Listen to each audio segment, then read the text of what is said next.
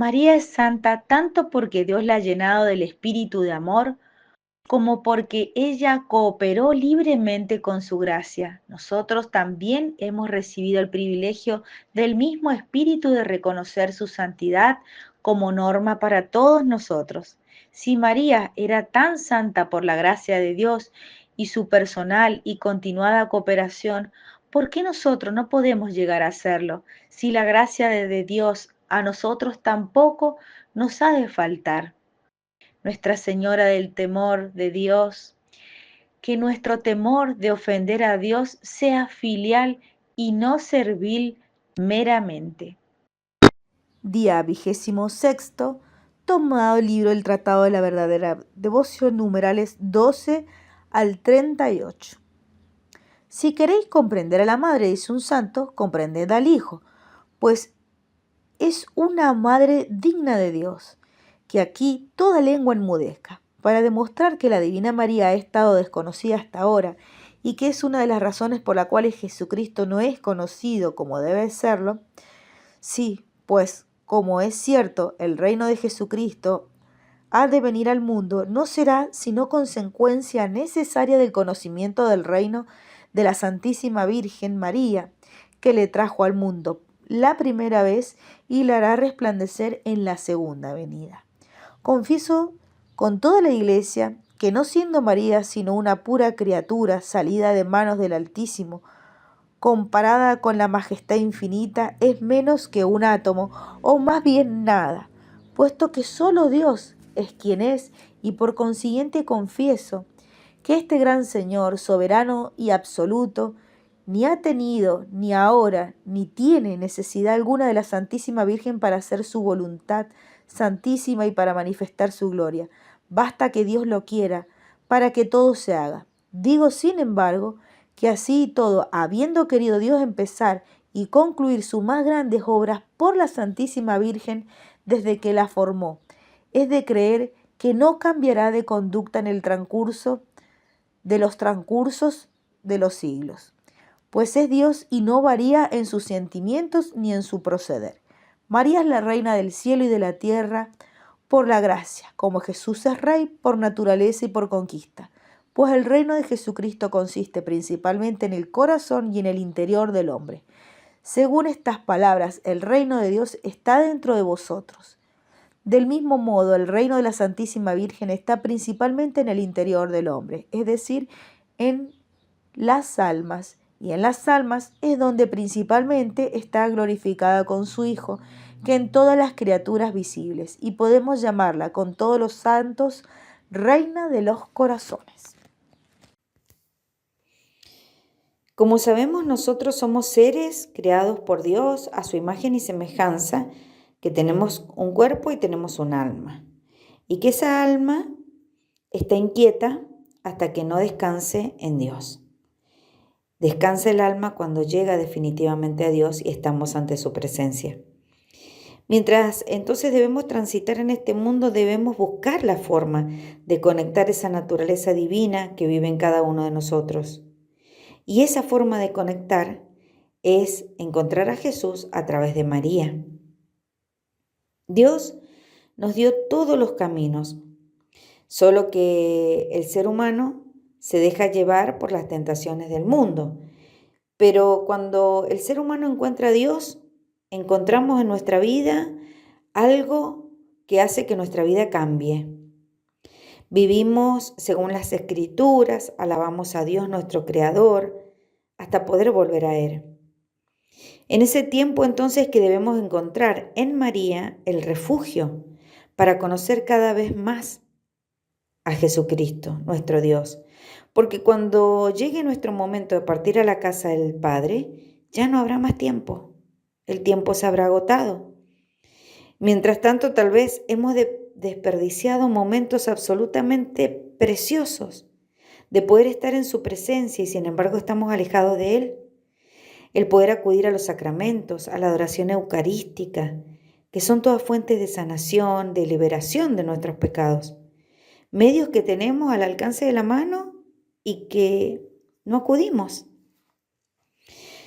¿Cuántos cristianos perseguidos en el mundo ansían tener misa, el santo sacrificio del altar, tener confesión, comunión, sacramentos, y no pueden.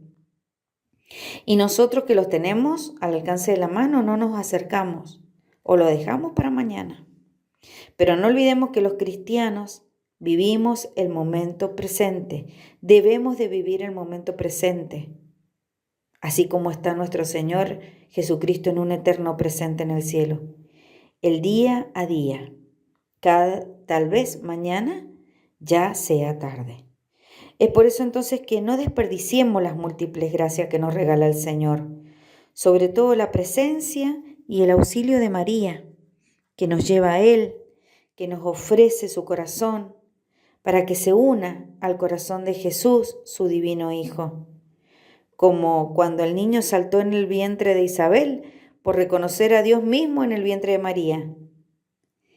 Y en esa visita se generó el milagro también, y Dios mostró el milagro de la concepción de Juan el Bautista, en donde Isabel, a pesar de su vejez, concibió y saltó en el vientre cuando reconoció en el vientre de María la presencia de Dios mismo.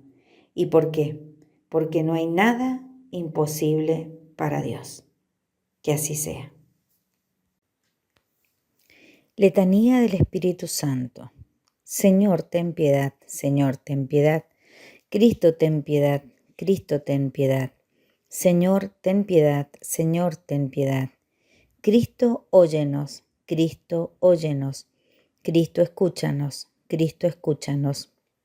Dios, Padre Celestial, ten misericordia de nosotros. Dios, Hijo Redentor del mundo, ten misericordia de nosotros. Dios, Espíritu Santo, ten misericordia de nosotros.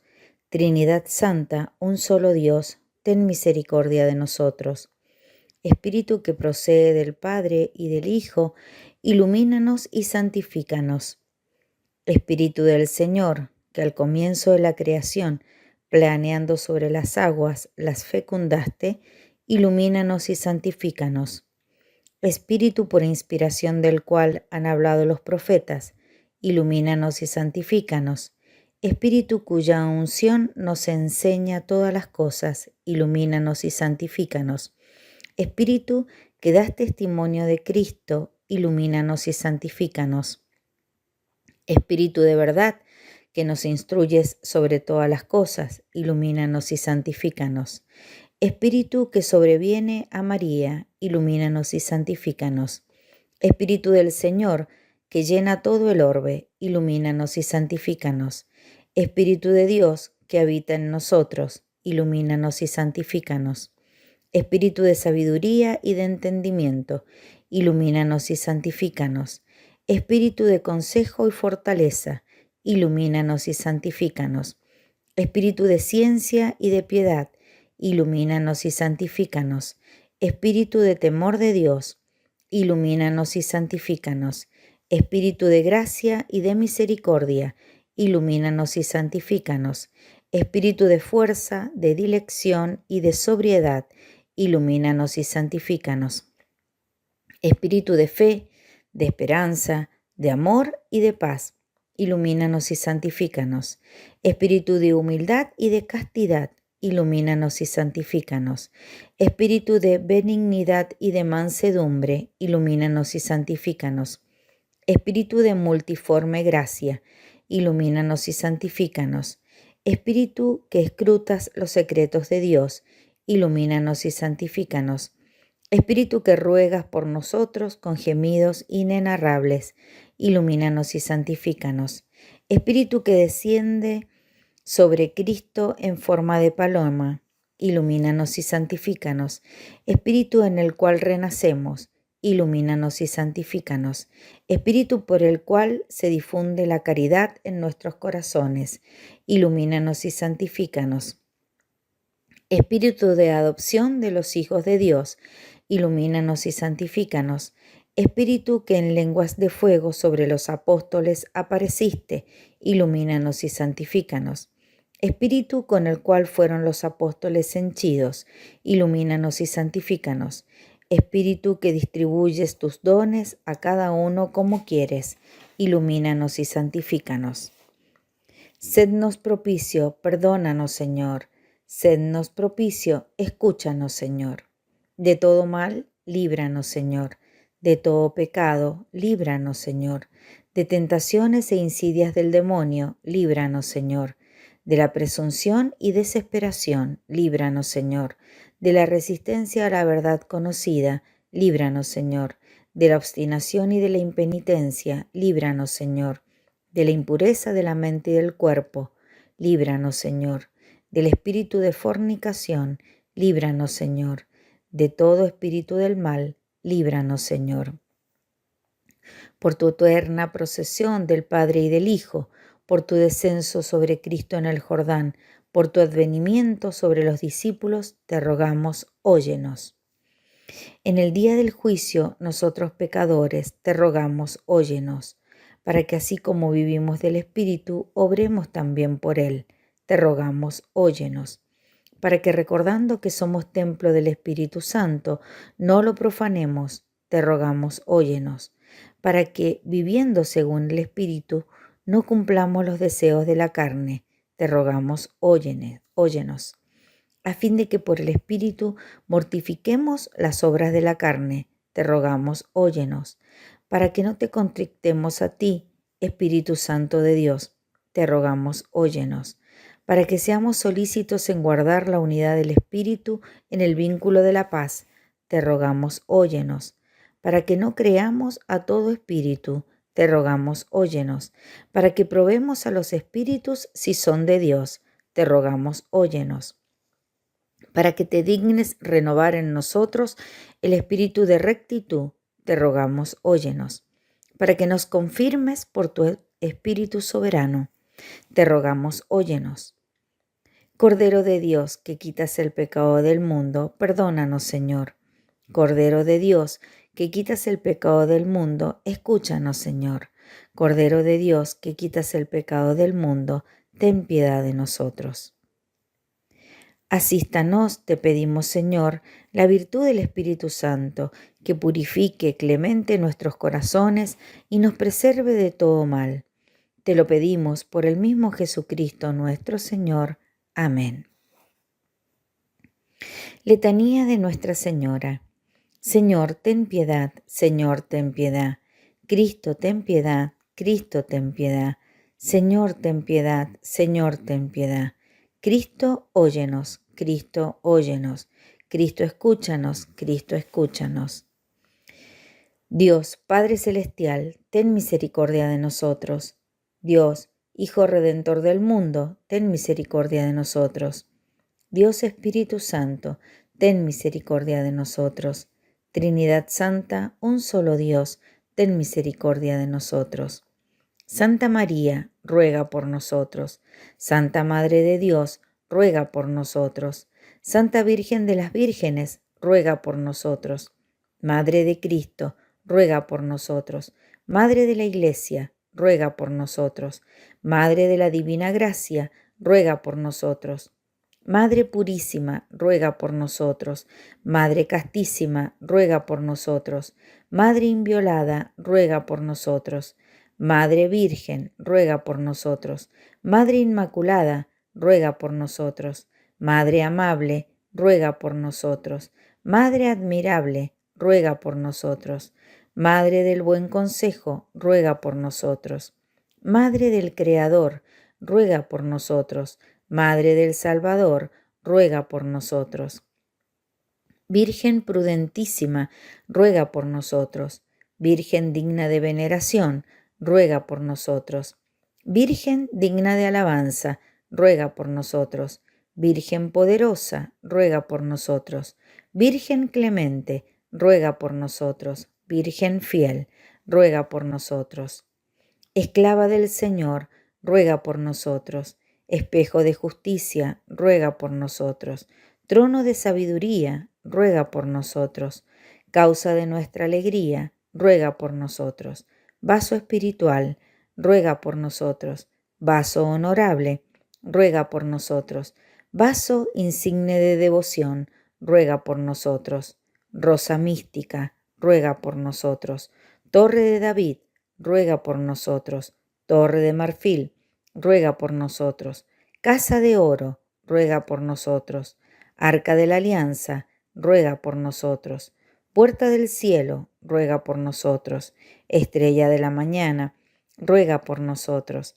Salud de los enfermos, ruega por nosotros. Refugio de los pecadores, ruega por nosotros. Consoladora de los afligidos, ruega por nosotros. Auxilio de los cristianos, ruega por nosotros. Reina de los ángeles, ruega por nosotros. Reina de los patriarcas, ruega por nosotros. Reina de los profetas, ruega por nosotros. Reina de los apóstoles, ruega por nosotros. Reina de los mártires, ruega por nosotros. Reina de los confesores, ruega por nosotros. Reina de las vírgenes, ruega por nosotros. Reina de todos los santos, ruega por nosotros. Reina concebida sin mancha original, ruega por nosotros. Reina asunta a los cielos, ruega por nosotros. Reina del Santísimo Rosario, ruega por nosotros. Reina de la familia, ruega por nosotros. Reina de la paz, ruega por nosotros. Reina de los esclavos de amor, ruega por nosotros. Cordero de Dios, que quitas el pecado del mundo, perdónanos, Señor. Cordero de Dios, que quitas el pecado del mundo, escúchanos, Señor. Cordero de Dios, que quitas el pecado del mundo, ten misericordia de nosotros. Ruega por nosotros, Santa Madre de Dios, para que nos hagamos dignos de las promesas de nuestro Señor Jesucristo. Te pedimos, Señor, que nosotros, tus siervos, gocemos siempre de salud de alma y cuerpo, y por la intercesión gloriosa de Santa María, la Virgen, líbranos de las tristezas de este mundo y concédenos las alegrías del cielo. Por Jesucristo nuestro Señor. Amén. Ave Maris Stella. Salve, estrella del mar, Madre, que diste a luz a Dios, quedando perpetuamente virgen, feliz puerta del cielo. Pues recibiste aquel ave de labios de Gabriel, ciméntanos en la paz, trocando el nombre de Eva. Suelta las prisiones a los reos, da lumbre a los ciegos, ahuyenta nuestros males, recábanos todos los bienes. Muestra que eres madre, reciba por tu mediación nuestras plegarias. El que ha nacido por nosotros se dignó ser tuyo. Virgen singular, sobre todos suave, haz que libres de culpa seamos suaves y castos. Danos una vida pura, prepara una senda segura, para que, viendo a Jesús, eternamente nos gocemos. Gloria sea a Dios Padre, honor a Cristo Altísimo. Oración a Nuestra Señora de San Luis María Griñón de Montfort. Salve, María, amadísima hija del Eterno Padre. Salve, María, Madre admirable del Hijo. Salve, Madre fidelísima, Esposa del Espíritu Santo. Salve, María, mi amada Madre, mi amable Maestra, mi poderosa soberana. Salve, gozo mío, gloria mía, mi corazón y mi alma. Sois toda mía por misericordia, y yo soy todo vuestro por justicia, pero todavía no lo soy bastante.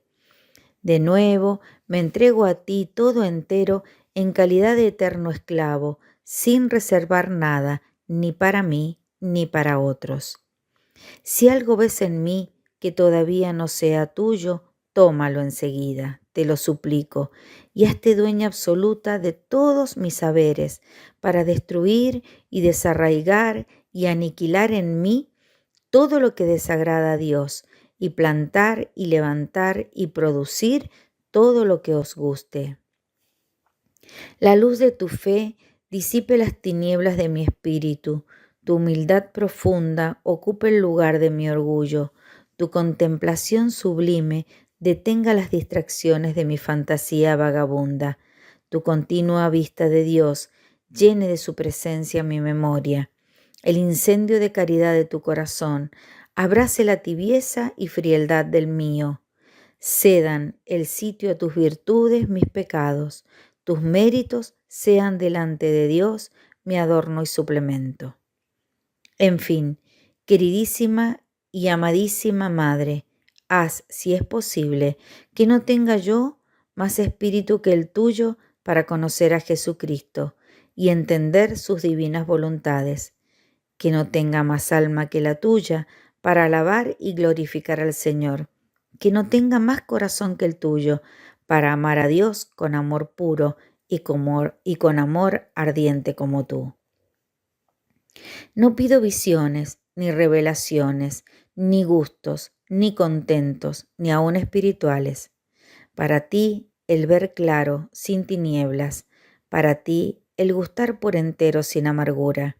Para ti el triunfar gloriosa a la diestra de tu Hijo, sin humillación. Para ti el mandar a los ángeles, hombres y demonios con poder absoluto, sin resistencia, y el disponer, en fin, sin reserva alguna, de todos los bienes de Dios. Esta es, Divina María, la mejor parte que se te ha concedido y que jamás se te quitará, que es para mí grandísimo gozo. Para mí, y mientras viva, no quiero otro sino el experimentar el que tú tuviste, creer a secas, sin nada ver, y gustar, sufrir con alegría, sin consuelo, de las criaturas, morir a mí mismo, continuamente y sin descanso, trabajar mucho hasta la muerte por ti, sin interés, como el más vil de los esclavos. La sola gracia que por pura misericordia te pido es que en todos los días y en todos los momentos de mi vida diga 3 amén. Es, amén, así sea, a todo lo que hiciste en la tierra cuando vivías. Amén, a todo lo que haces al presente en el cielo. Amén, a todo lo que obras en mi alma, para que en ella no haya más que tú, para glorificar plenamente a Jesús en mí, ahora y en la eternidad. Amén.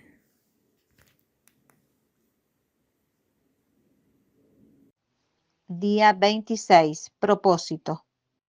Repetimos durante el día la siguiente ejaculatoria. A ti me doy por entero, oh María.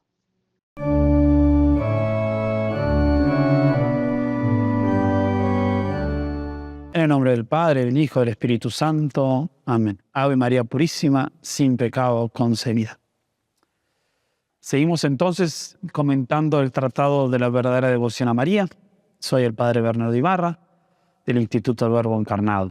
Y estamos en el día 26º de nuestra preparación para consagrarnos totalmente a María.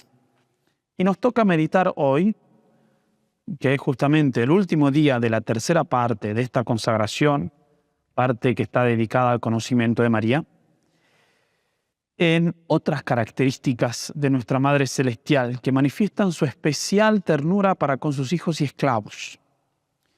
San Luis María de Montfort sigue desglosando la historia de Jacob y Rebeca para que podamos mejor conocer a la Virgen bajo la luz de estos personajes tan importantes del Antiguo Testamento. Nos llama siempre mucho la atención ver cómo San Luis quiere ser muy explícito y hasta a veces un poco redundante en el hecho del especial vínculo que existe entre esta Madre Santísima y su Hijo devoto. San Luis machaca constantemente que gracias a este vínculo de especial amor son innumerables los bienes que se siguen. Y lo hace con la intención de convencernos que semejante devoción y dedicación a nuestra Madre es cosa de lo más divina y conveniente. Teniendo tal oportunidad y ocasión para granjearnos bienes tan estupendos del cielo, ¿cómo es que dudamos a veces de consagrarnos por entero a María Santísima? ¿Cómo es que tantas veces no le somos fieles o nos olvidamos de ella simplemente? ¿Cómo es? ¿Cómo sucede esto? Si siendo devotos de María obtenemos del cielo beneficios sin número, infinitos. Por eso San Luis quiere convencernos de que nos hagamos esclavos de María. Porque si no nos mueve la dignidad y grandeza de María Santísima a hacernos eternos esclavos de amor, que al menos nos incentive a esto los infinitos bienes que se obtienen de tal devoción. Y a su vez, mientras enumera estos bienes, San Luis ilumina más la persona y misterio de María Santísima. Hoy nos toca meditar sobre estos bienes, los bienes que la nueva Rebeca, María Santísima, da a sus nuevos Jacobes, sus hijos. En primer lugar, dice el santo de Montfort que María alimenta a sus hijos, lo cual es muy obvio. Toda madre alimenta a su hijo con la leche materna. Sin embargo, con María es diferente. Ella nos alimenta con su Hijo, que es el pan que da la vida. Nos da el fruto bendito de su vientre. Y a través de este santo fruto nos sustenta, nos da las vitaminas necesarias para no caer en la enfermedad del pecado. Esta devoción a María Santísima es reparo contra el pecado. Mientras más nos acercamos a nuestra Madre Celestial, más estaremos seguros de vencer las tentaciones, porque seremos fuertes y robustos en el espíritu, gracias al alimento que nos proporciona nuestra Madre. Entonces María nos alimenta, nos hace fuertes, como cualquier madre hace con sus hijos.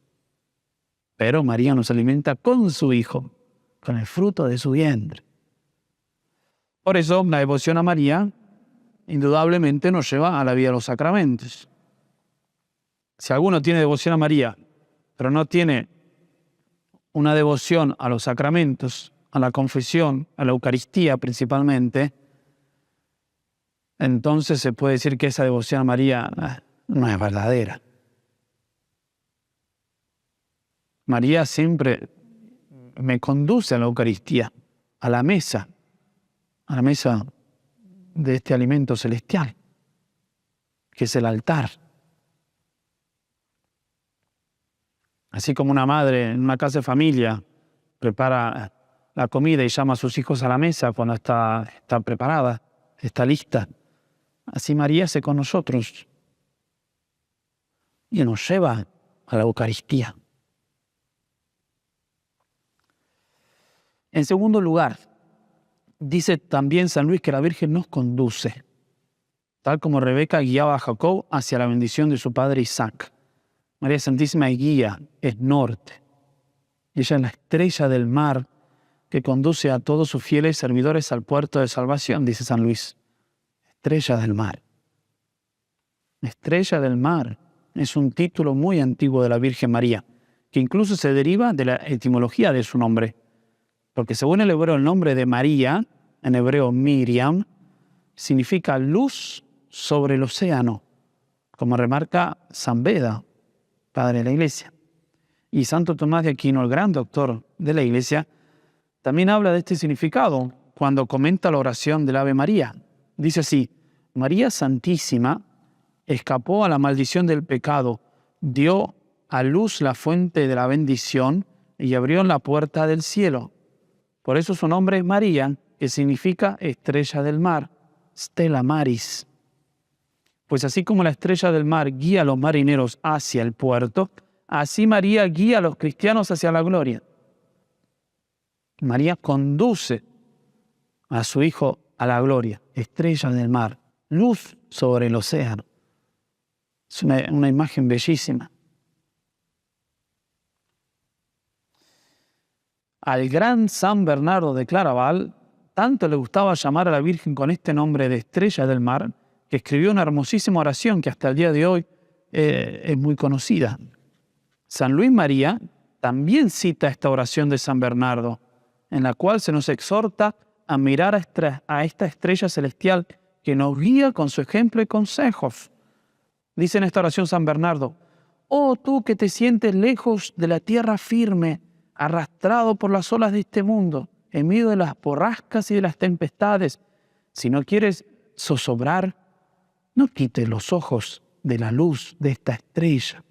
Invoca a María. Invoca a María. Esto es fundamental para nuestra vida espiritual. Porque cuando estamos tentados, que suele pasar casi todos los días, tenemos que saber invocar a María.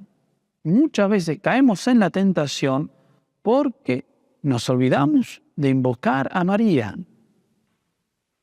Por eso dice, en los peligros, en las angustias, en las dudas, piensa María, invoca a María.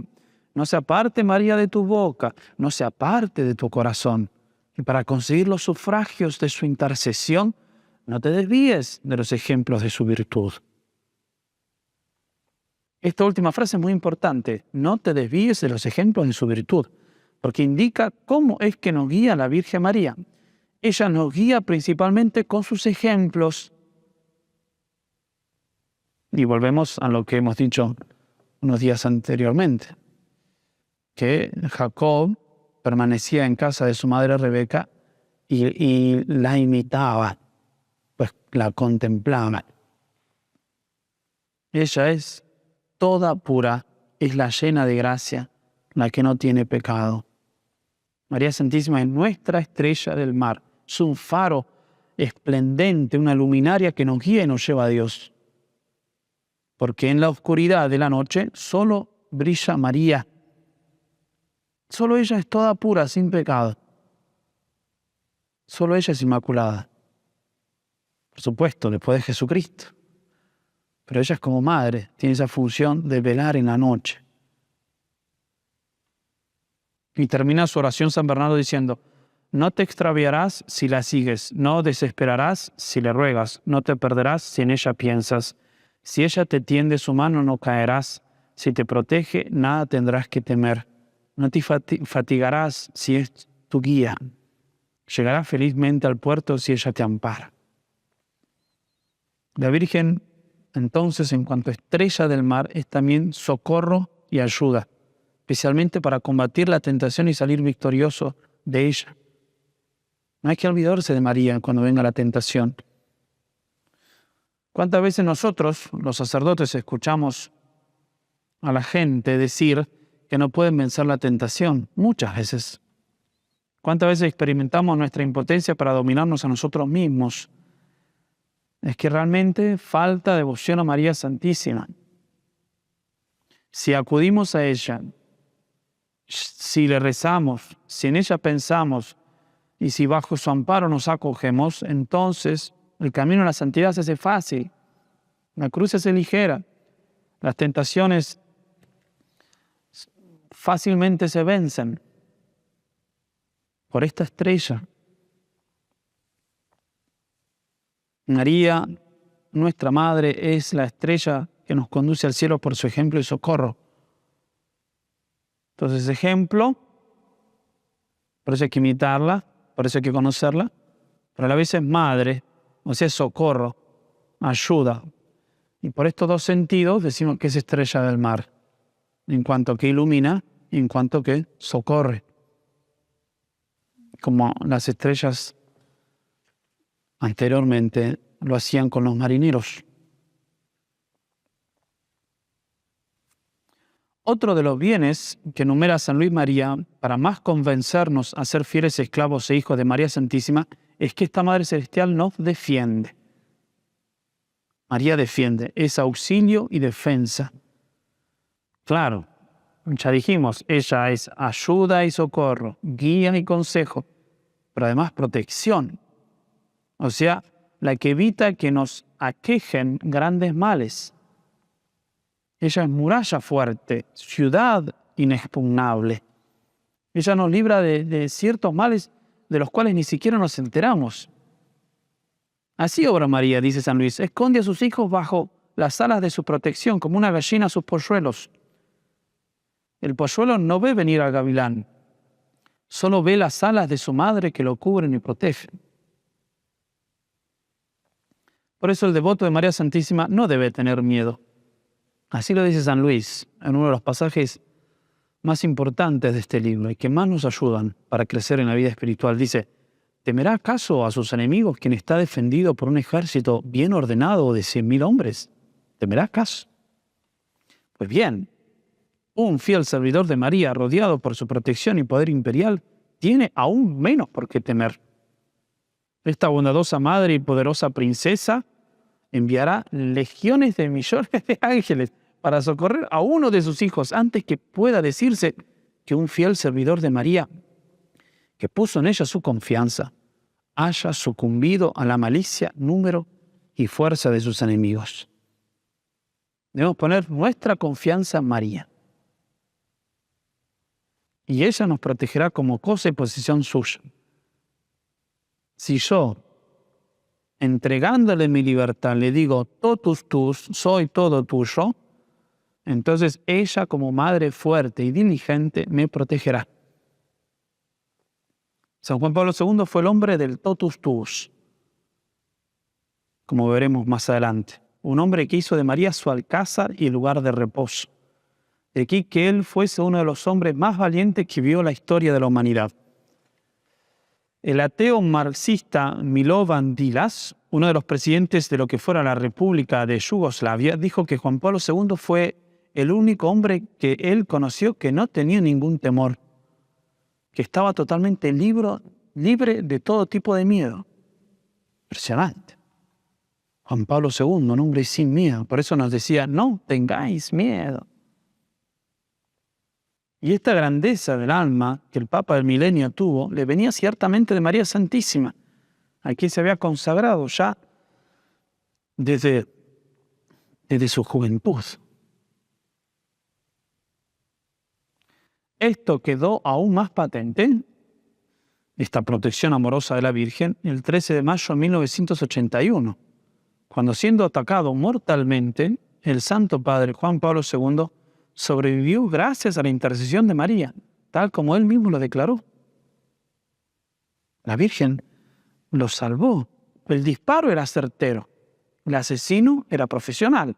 El momento era ideal.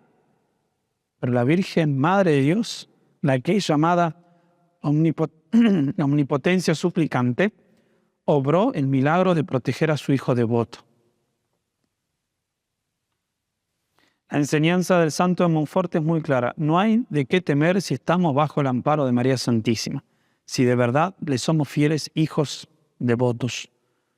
Cuando María se vuelve recurso ordinario, o sea, que ordinariamente yo recurro a María de continuo, entonces María es nuestra más segura protección y defensa contra los males del cuerpo, pero sobre todo contra los males del alma, o sea, contra el pecado. Por eso dice San Luis en este último fragmento del cual estamos hablando hoy, que ella conserva a los santos en su plenitud. Es decir, que ella se encarga de hacernos crecer en el amor a Dios y al prójimo. Ella se responsabiliza de nuestra santidad, de que seamos santos. Porque es nuestra madre. En este día entonces de la preparación, seamos responsables con nuestra devoción a María Santísima y confiemos mucho en ella, que ella es nuestra madre, nos protege, nos guía, nos socorre. Ella es la estrella del mar. En nombre del Padre, del Hijo y del Espíritu Santo. Amén.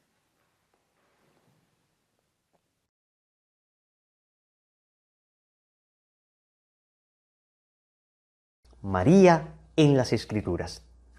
Con esta lección vamos a concluir el tercer bloque de la consagración, conocimiento de María. Recuerden que tuvimos un primer bloque de 12 lecciones para vaciarnos del espíritu del mundo, un segundo bloque de 7 lecciones para conocernos a nosotros mismos y estamos terminando este tercer bloque que es conocimiento de María, que nos dispone finalmente para el cuarto bloque 7 lecciones para conocer a Jesucristo, nuestro amor, nuestro fin último, a quien van dirigidas todas nuestras esperanzas, todos nuestros sentimientos, todas nuestras oraciones, todos nuestros afectos. Todo lo que hemos hecho hasta ahora no ha sido sino un camino para llegar a Jesucristo. Hoy vamos a concluir entonces con esta bellísima lección donde vamos a aprender los fundamentos bíblicos de la consagración a la Santísima Virgen María. Y es que es absolutamente importante tener fundamentos desde las Sagradas Escrituras para hablar de Nuestra Señora.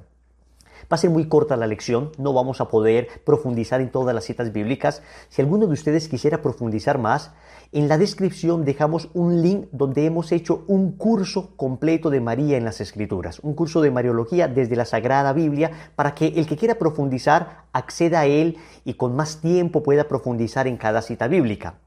Yo quisiera que empezáramos con algo que dijo un santo llamado San Ireneo de León.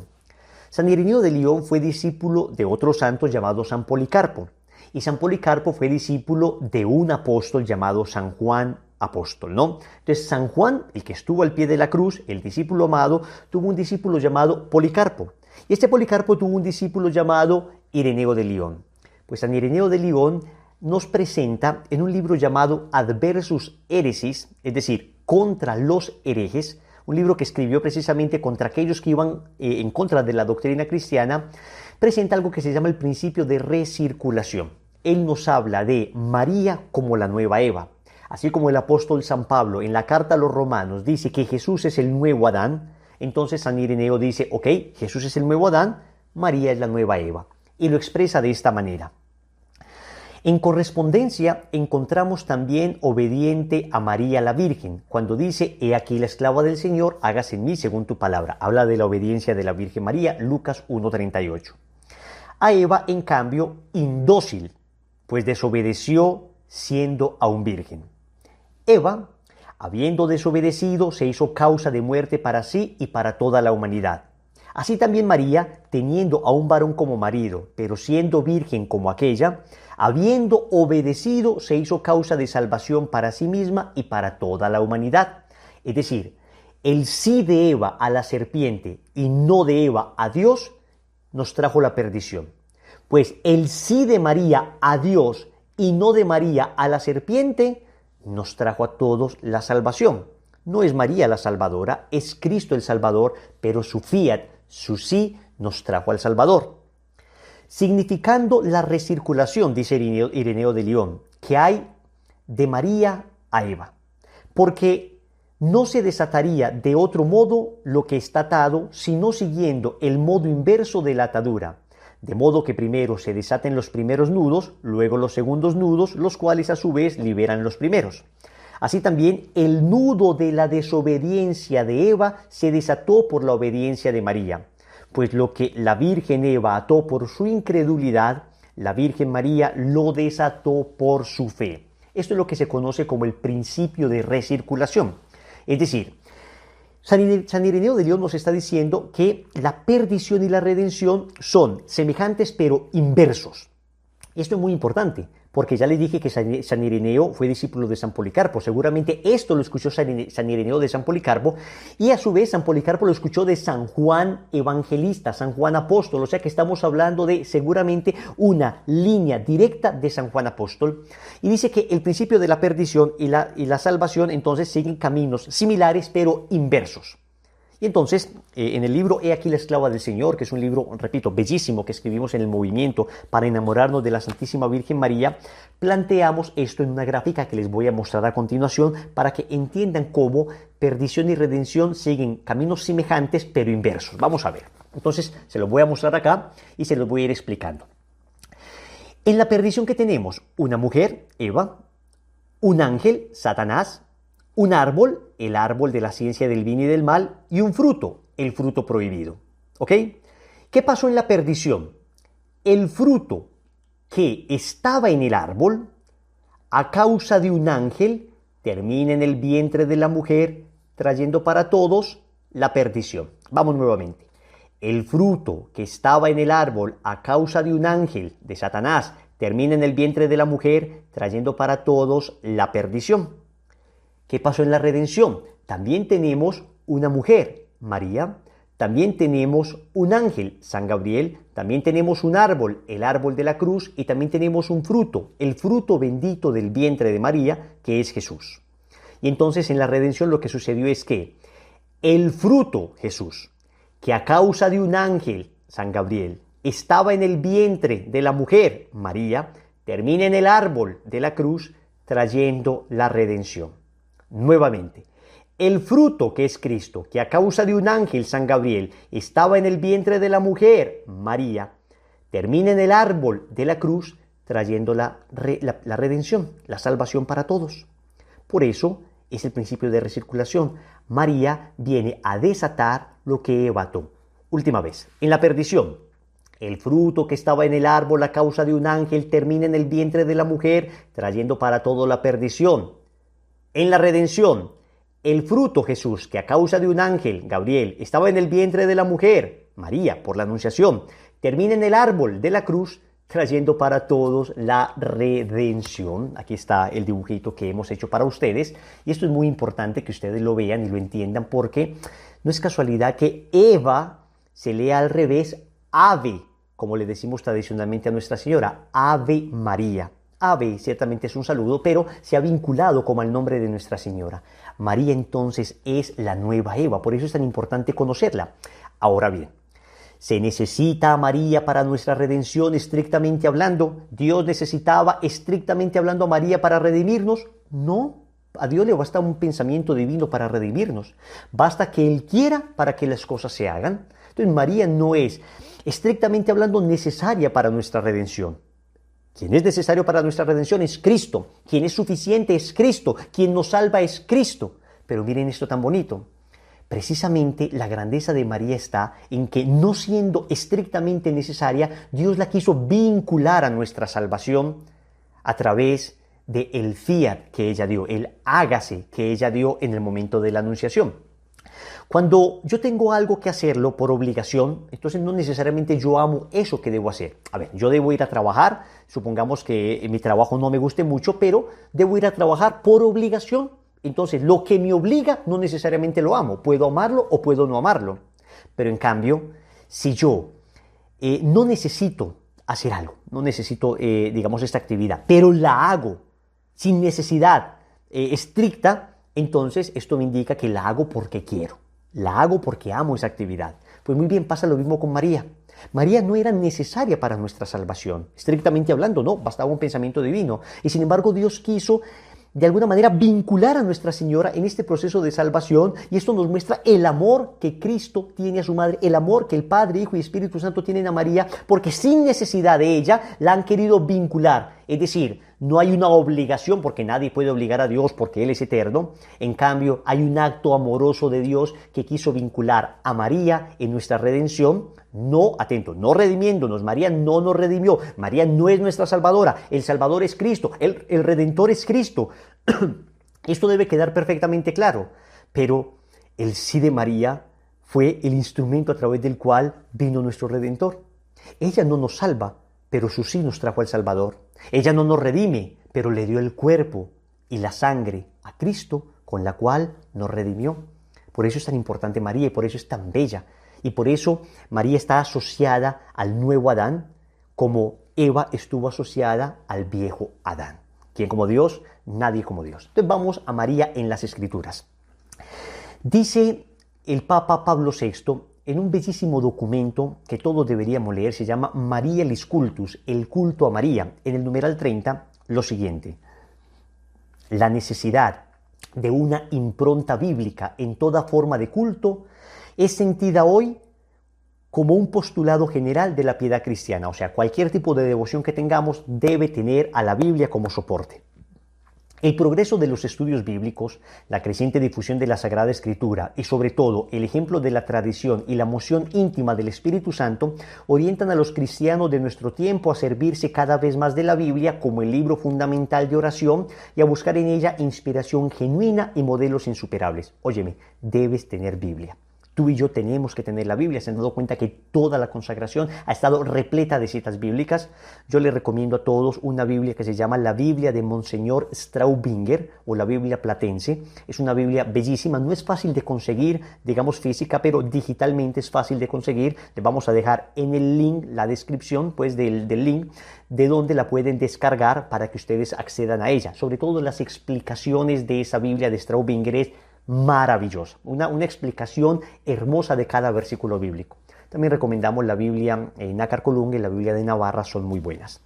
Bien, Bueno, a propósito de la Biblia, también tenemos una introducción a las Sagradas Escrituras. Es un curso que hemos elaborado para las personas que no sepan nada de Biblia y quieren empezar a leerla un poquito. Pues ahí está el curso de introducción a las Sagradas Escrituras. También le vamos a dejar el link en la descripción. El culto a la Santísima Virgen no puede quedar fuera de esta dirección tomada por la piedad cristiana. O sea, el culto a la Virgen no puede quedar fuera de la necesidad de un fundamento bíblico. Al contrario, debe inspirarse particularmente en ella, en la Biblia, para lograr nuevo vigor y ayuda segura. La Biblia, al proponer de modo admirable el designio de Dios para la salvación de los hombres, está toda ella impregnada del misterio del Salvador, de Cristo. Y contiene además, desde el Génesis hasta el Apocalipsis, lo vamos a ver en esta lección, referencias indudables a aquella que fue madre y asociada del Salvador. O sea, desde el Génesis hasta el Apocalipsis está la Biblia llena de María. Podríamos decir entonces que María está toda llena de la palabra de Dios y la palabra de Dios está toda llena de María.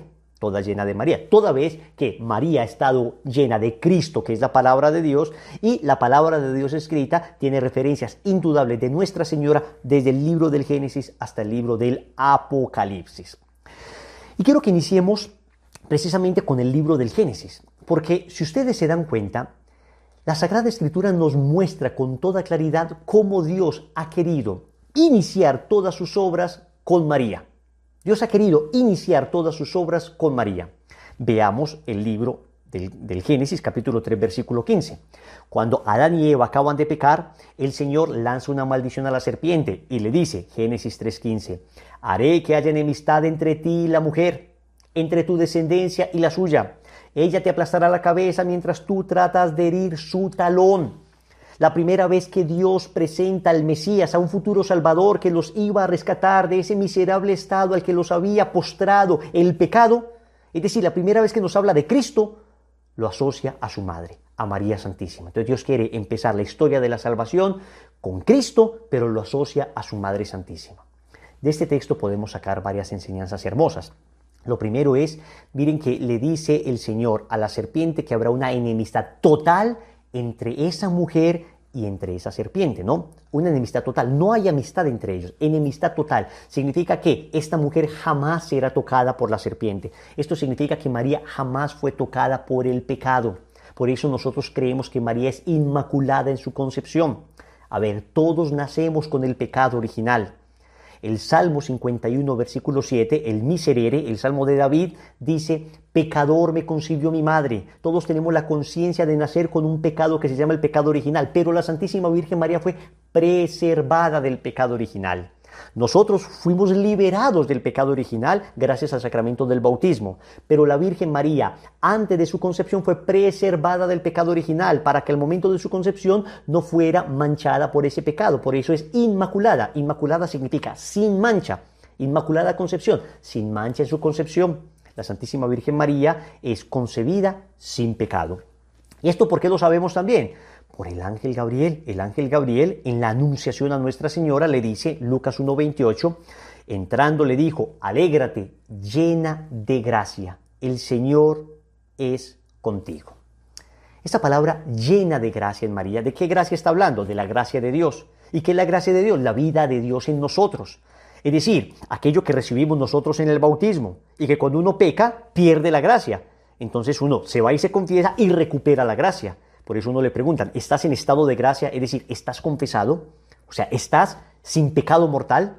Pues María está llena de gracia. En este momento el ángel le dice llena de gracia. O sea, la que tiene a Dios en plenitud, el Señor es contigo. Es una palabra griega interesante. Es la única vez que aparece en toda la Biblia la palabra kecharitomene. Kecharitomene es una palabra griega que significa la que estuvo, la que está y la que estará llena de gracia. Viene de una palabra griega charito, que significa eso, la gracia, ¿no? Como la gracia, de donde procede también la palabra caridad, charité, caridad. Entonces, es la caridad de Dios que habita en el alma de María y que habita en nosotros, gracias al bautismo, pero en María estaba antes, durante y después, durante todo el tiempo de su existencia, María estuvo llena de gracia.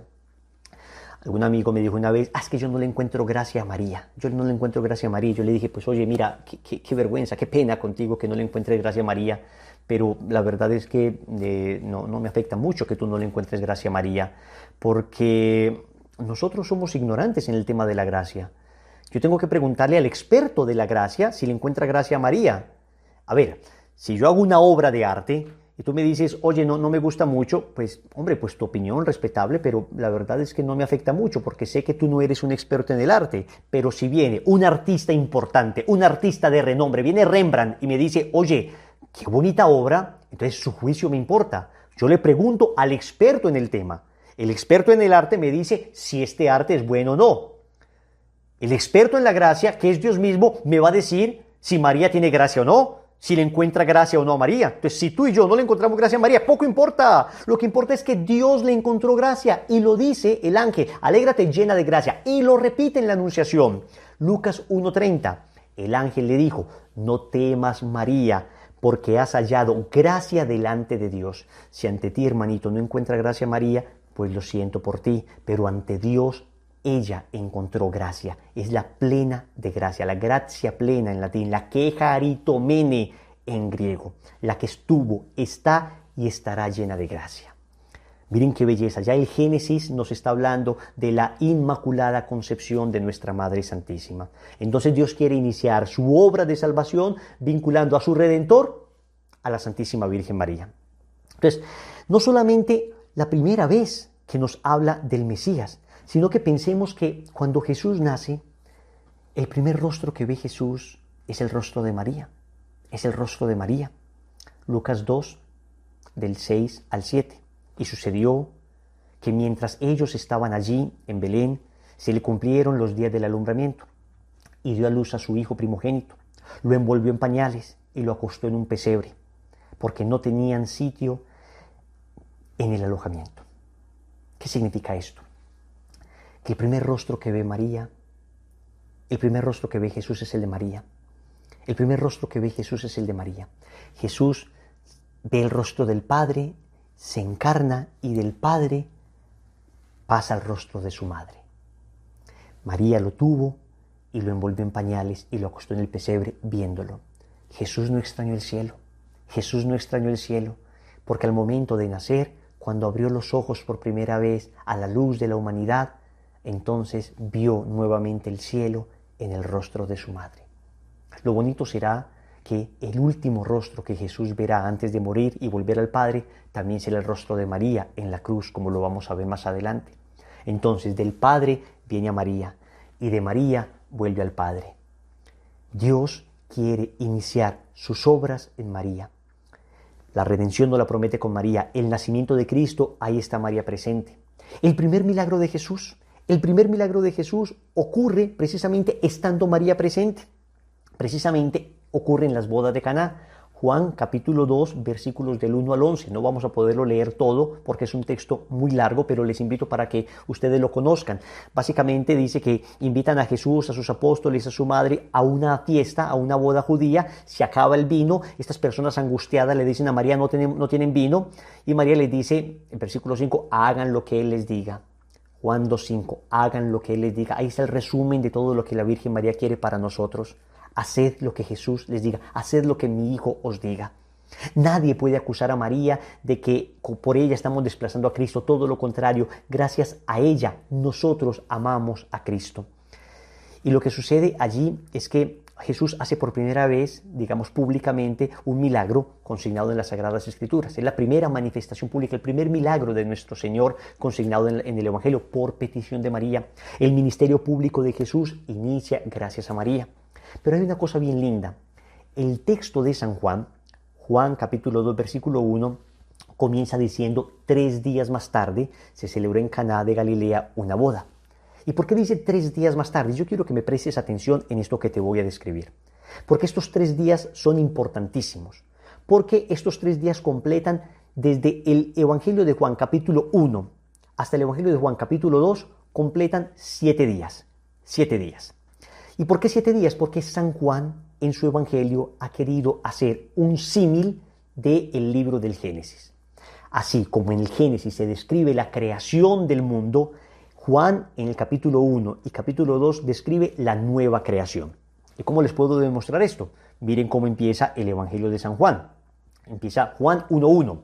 En el principio En el principio existía la palabra y la palabra estaba con Dios y la palabra era Dios. ¿Qué otro libro empieza así? El Génesis. ¿Cómo empieza el Génesis? Génesis 1:1. En el principio, cuando Dios creó los cielos y la tierra. El famoso Bereshit bara Elohim en hebreo es: en el principio Dios creó el cielo y la tierra. Entonces Juan habla del principio recordando el Génesis que hablaba del principio. Luego el mismo Juan habla de las tinieblas que son vencidas por la luz. Juan 1 del 4 al 5. En ella estaba la vida, en la palabra del Padre estaba la vida y la vida era la luz de los hombres.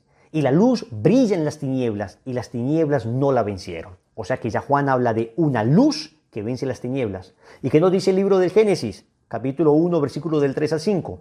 Dijo Dios, haya luz. Y hubo luz y vio Dios que la luz era buena y separó la luz de las tinieblas.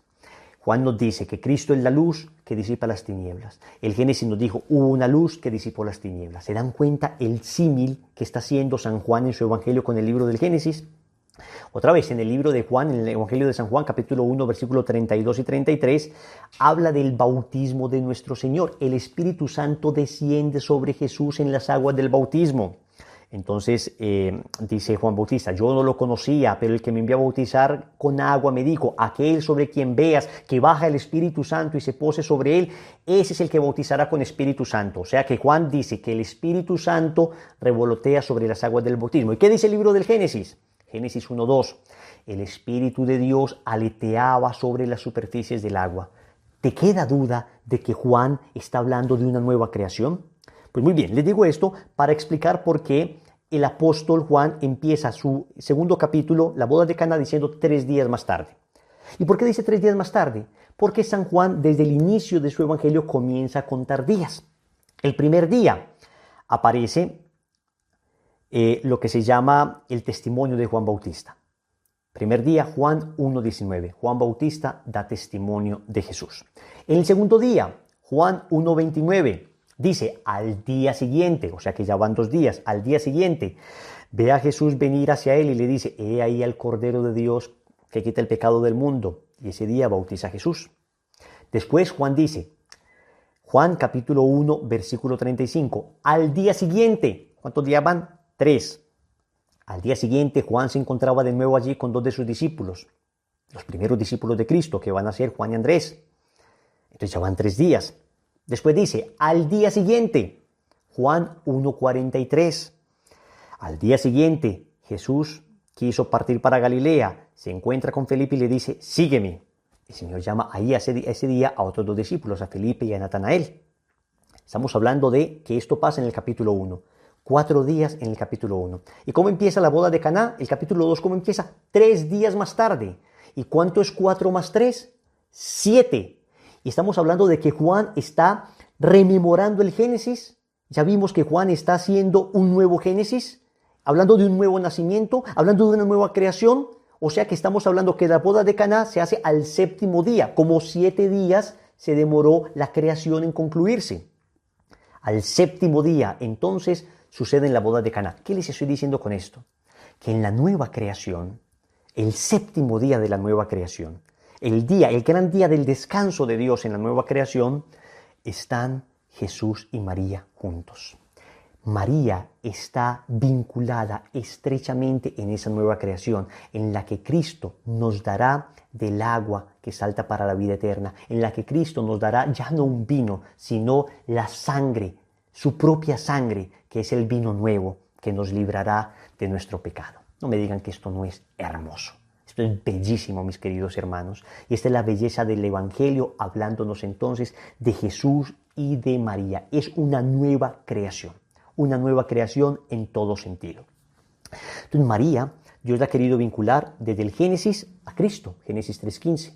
En el nacimiento de Cristo, le ha querido que su rostro, el rostro de María, sea el primero que vea a su divino Mesías.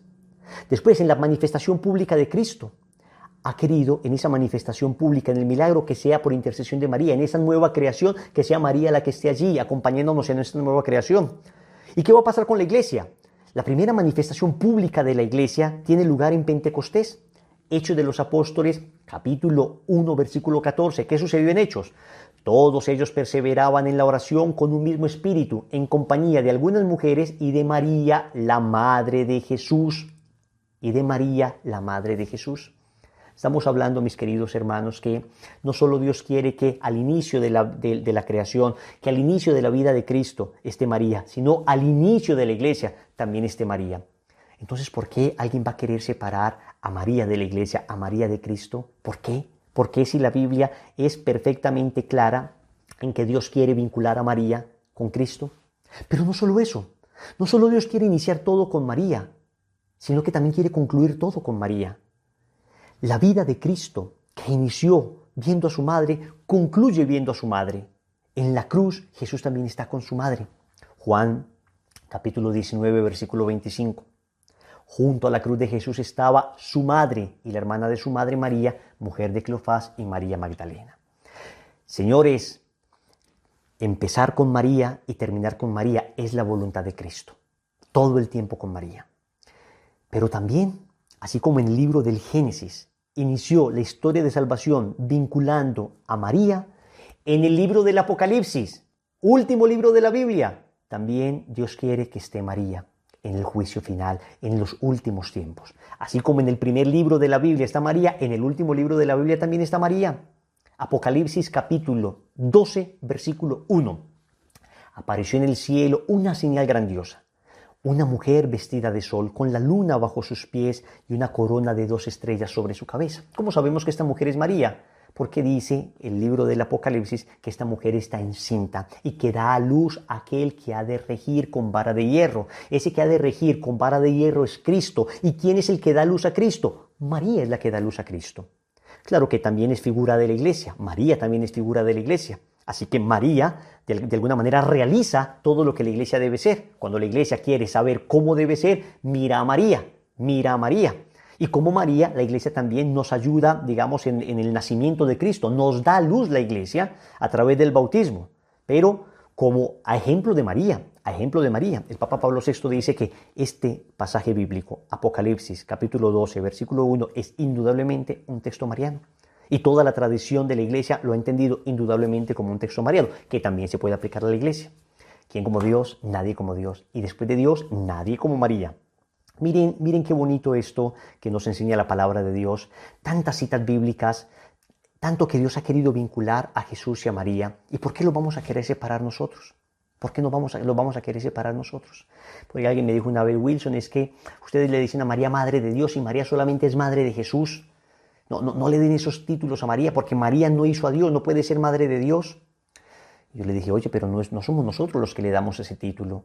Es la Biblia, es la palabra de Dios. Fue Santa Isabel, llena del Espíritu Santo, en la visita de la Virgen a su prima Santa Isabel, la que le dijo, Lucas 1:43, ¿de dónde a mí que la madre de mi Señor venga a verme? La madre de mi Señor, esa S de Señor es mayúscula, se refiere a Kyrios en griego. La palabra Kyrios en griego es Señor con S mayúscula. Se refiere a Dios. Es la traducción de Adonai en hebreo. Y Adonai significa Dios. Lo que está diciendo Isabel, llena del Espíritu Santo, que es garantía de no fallar, es ¿quién soy yo para que venga a mí la Madre de Dios? ¿Significa que María hizo a Dios? Hombre, no. Es que hay que entender adecuadamente. A ver, le voy a poner un ejemplo para que me entiendan. Mi mamá se llama Marta Nelly Zuluaga. Supongamos que el día de mañana Wilson se convierte en el presidente de Colombia. Wilson se convierte en el presidente de Colombia. Yo espero que nunca he tenido vocación a la política, pero voy a poner este ejemplo. Entonces, Marta Nelly se convierte en la madre del presidente. ¿Puedo decir, Marta Nelly es la madre del presidente? Sí, porque Wilson es el presidente. ¿Significa que Marta Nelly hizo la presidencia? No. ¿Significa que antes de Marta Nelly no existía la presidencia? Tampoco. Es decir, antes de Marta Nelly sí existía la presidencia. La presidencia existía antes de Marta Nelly. Pero resulta que Marta Nelly es la mamá de Wilson y Wilson es el presidente. Sin que ella lo haya hecho presidente y sin que ella haya hecho la presidencia. Lo mismo pasa con Jesús. A ver, ¿María es madre de Dios? Sí. ¿Por qué? Porque es madre de Jesús. ¿Y quién es Jesús? Dios. Dios encarnado. ¿Significa que María hizo a Dios? No. ¿Significa que María hizo la divinidad? No. ¿Significa que María existe antes de Dios? Tampoco. Lo único que significa es que María es madre de una persona divina llamada Jesús y esa persona divina es Dios. Por consiguiente, María es madre de Dios, aunque ella no lo haya hecho Dios, es madre de Dios. Lo mismo pasa con una persona cualquiera. Otra vez, mi mamá y mi papá me dieron mi cuerpo biológico, pero el alma me la dio Dios. El alma me la dio Dios, pero yo no digo que mi mamá es mi mamá de mi cuerpo, no, es mamá de mi persona. Mi persona tiene cuerpo y alma, aunque el alma me la haya dado Dios directamente. La mamá es mamá de una persona, no de una parte.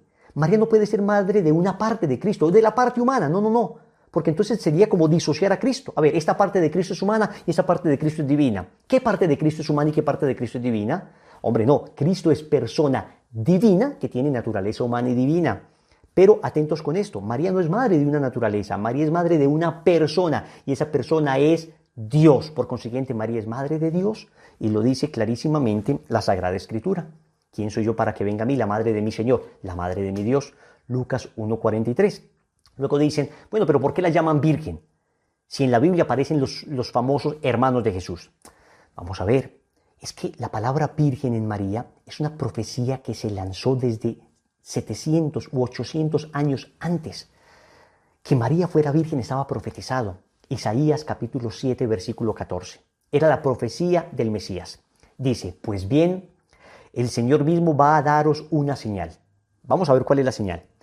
He aquí que la virgen está encinta y da a luz a un hijo y le pone por nombre Emmanuel. Vamos a ver.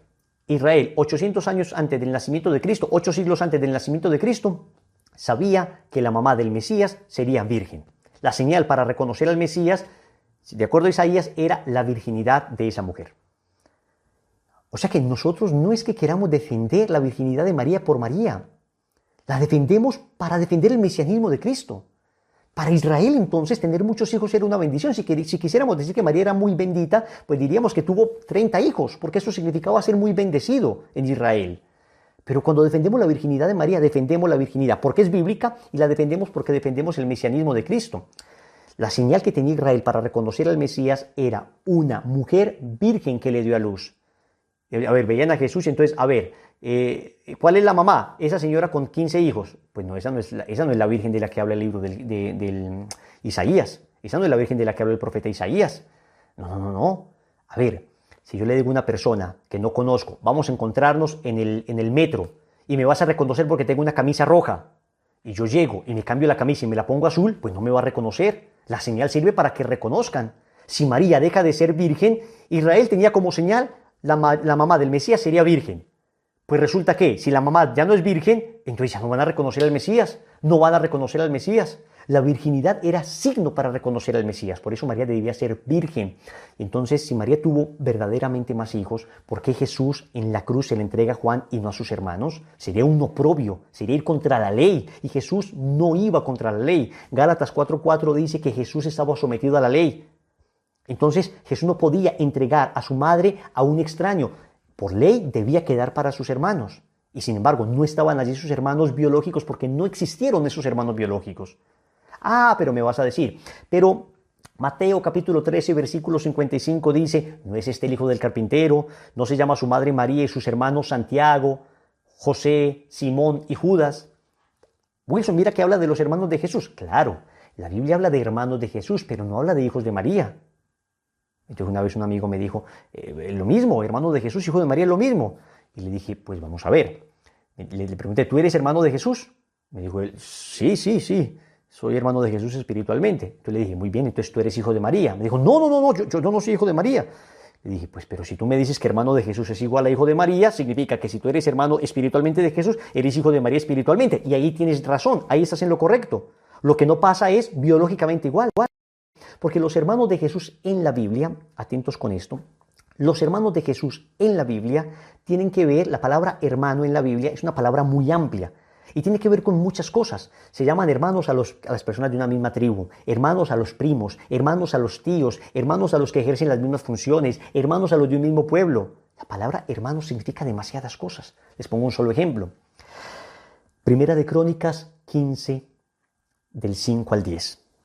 Va a narrar quienes trasladaron el arca de la alianza por petición del rey David. El arca de la alianza era un cofre forrado de oro, de madera de acacia, forrado de oro, con una tapa que se llamaba el propiciatorio, era donde se hacía presente la presencia de Yahvé, y va a decir quiénes son los que llevaron y trasladaron el arca de la alianza. Y miren lo que va a decir.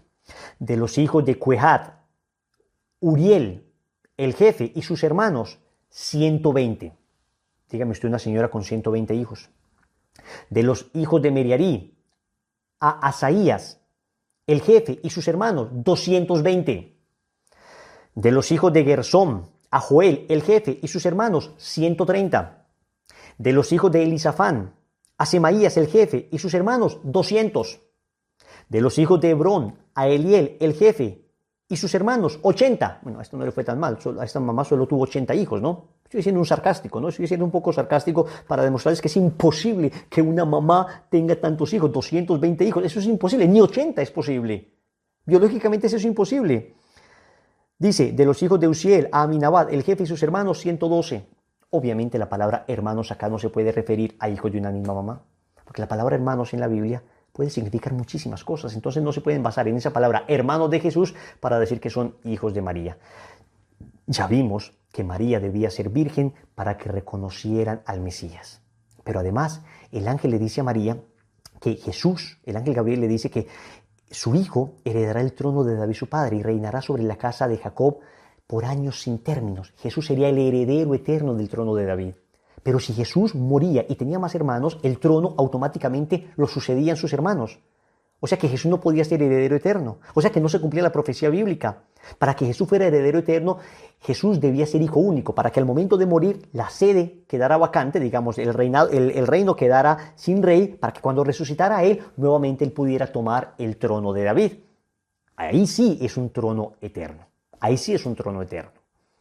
En fin, la tradición de la Iglesia siempre entendió a María como virgen. Solamente por allá en el siglo IV hubo un tal Elvidio que dijo que María no era virgen y San Jerónimo escribió una carta que se llama precisamente Contra Elvidio. La pueden buscar, Carta contra Elvidio, es fácil de leer.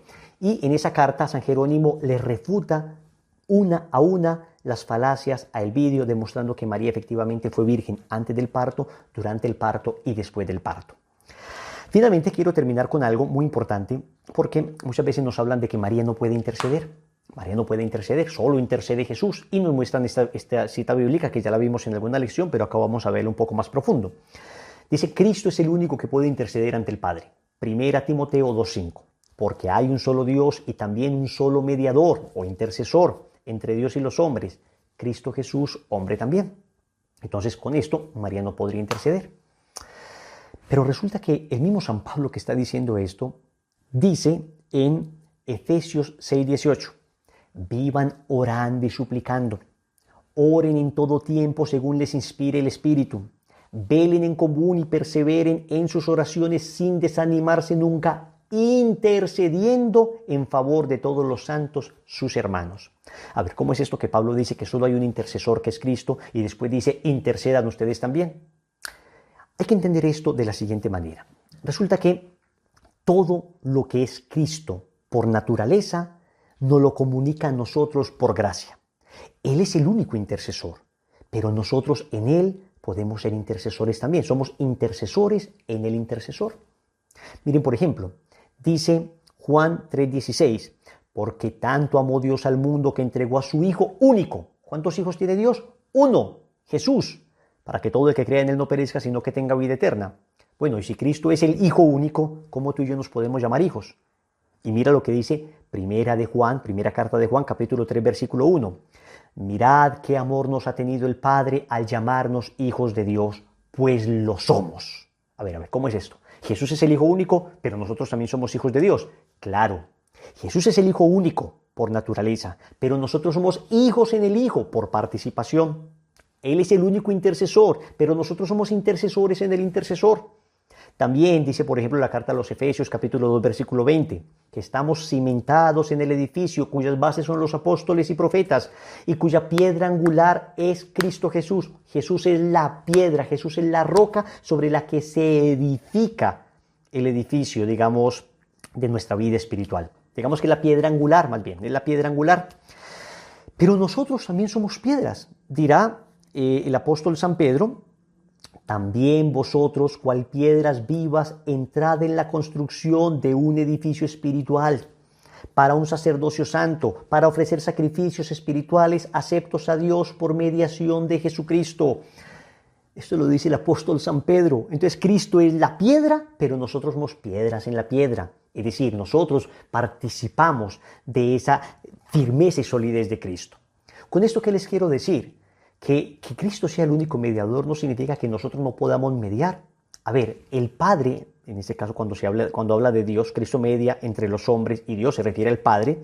Entonces, a ver, al Padre solo accedemos por Cristo. Él es el camino, la verdad y la vida. Nadie va al Padre sino por el Hijo. Muy bien. Pero digamos que entre Dios y los hombres está Cristo. Pero entre los hombres y Cristo estamos nosotros también mediando. Cuando tú pides oración a alguien, le estás diciendo a esa persona, oye, ¿puedes pedirle a Jesús por mí? No es que tú vas a llegar directamente al Padre, sino que cuando nosotros oramos por otras personas, cuando intercedemos ante Cristo por otras personas, estamos nosotros participando de ese papel mediador de Cristo. Pero si cualquiera de nosotros puede orar unos por otros ante Cristo, ¿por qué María no lo puede hacer? ¿Por qué nuestra Madre Santísima no? Entonces nos van a decir, es que ella está muerta. Lo he dicho hasta el cansancio. Lucas 20:38 nos dice con claridad, Dios no es un Dios de muertos, es un Dios de vivos. Ante Él, María está viva. Por eso, si nosotros podemos unos por otros interceder ante Jesús, María, con más razón, puede interceder ante su divino Hijo Jesús.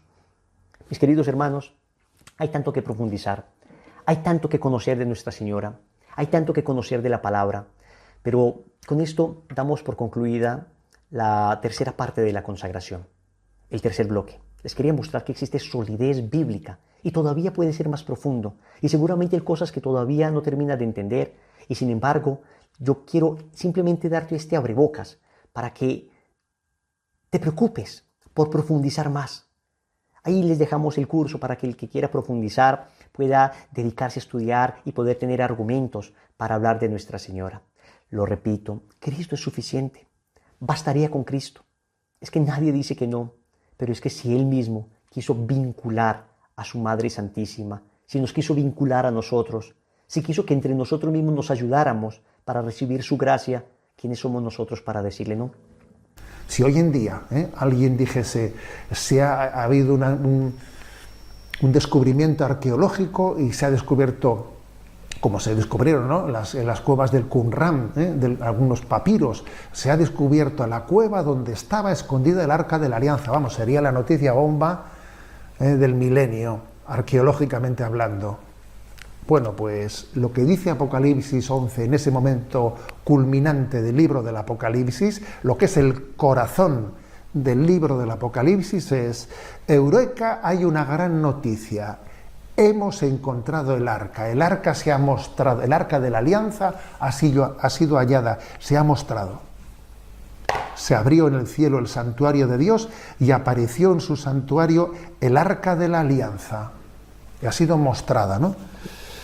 Este es el momento culminante del libro del Apocalipsis. Pero es muy interesante ver, bueno, esta es el arca, y ahora que acto seguido, comienza a narrar qué es ese arca, y ese arca es un gran signo del cielo, porque así comienza el capítulo 12. No olvidemos una cosa que Scott Hahn hace caer en cuenta en su libro, que es muy interesante, que la división de los capítulos es una división que ha hecho posteriormente la Iglesia para ordenarnos un poco y facilitar la lectura de los textos sagrados, pero que los textos originales no tienen capítulos ni versículos, sino que todo está escrito seguido, sin puntos y comas, sin puntos apartes, quiero decir, todo está escrito seguido, con lo cual, en el mismo momento en el que al finalizar el capítulo 11 del Apocalipsis dice, se abrió los cielos y se abrió el santuario de los cielos y allí estaba el arca, luego dice lo que nosotros hemos colocado al inicio, ¿no?, del capítulo 12 del Apocalipsis. Un gran signo apareció en el cielo, una mujer vestida de sol y la luna bajo sus pies, y una corona de 12 estrellas sobre su cabeza. O sea que el arca de la alianza es María, es esa mujer, sí, Este es este es el gran anuncio del Apocalipsis. María es como un relicario. María es un relicario. Es la nueva arca de la alianza. No busquéis el arca perdida, no juguemos a arqueologismos. No. El arca perdida, el arca hallada, el arca mostrada, donada al mundo, para custodiar la alianza de Dios, es María, es el arca de la alianza. Si en aquella arca de Moisés la palabra de Dios estaba guardada en piedra, esa piedra en la que el dedo de Dios había escrito los 10 mandamientos, en este arca de la alianza que es María está la palabra de Dios pero encarnada. La palabra se hizo carne, no es piedra como era el arca de la ley, como eran las tablas de la ley, no, es palabra hecha carne. Jesús es la palabra. Si en aquella arca estaba guardada el maná con el que los israelitas habían podido alimentar en su paso por el desierto, en María está el cuerpo y sangre de Jesucristo del cual nos alimentamos. Y decimos en el himno eucarístico, Ave verum corpus natum de María Virgine, este es el verdadero cuerpo nacido de María Virgen. Y si en aquella arca estaba la vara sacerdotal, símbolo del sacerdocio, en María está Jesús. Ella dio a luz a Jesús, sumo y eterno sacerdote, ¿no? Entonces, verdaderamente, fijémonos que aquí hay una gran revelación. La gran revelación es que María es el arca de la alianza. María es el arca en la que Dios, ¿no?, nos ha dado la gran alianza que Dios ha hecho con el mundo. Que esto tiene una importancia máxima, queridos hermanos, una importancia máxima, porque el arca en la historia de Israel no tuvo una presencia pasiva, no, se llevaba a las batallas, era llevada a las batallas. 7 vueltas tenían que dar a Jericó con aquel arca para que cayesen los muros, para que los muros se resquebrajasen y cayesen, ¿no?